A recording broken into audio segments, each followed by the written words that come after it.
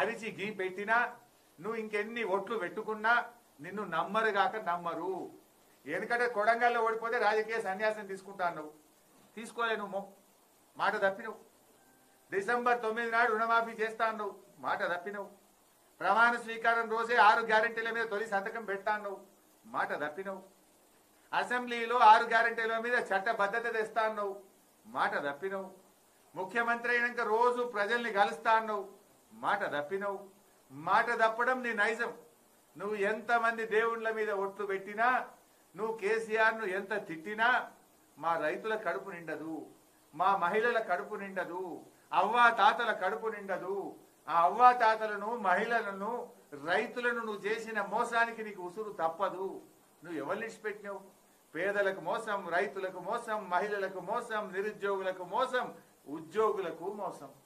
ఉద్యోగులకు ఇస్తాన డిఏలు ఇచ్చినావా? రిటైర్ అయిన ఉద్యోగులకు పెన్షన్ బెనిఫిట్లు ఇస్తున్నావా? అందరినీ మోసం చేసినావు.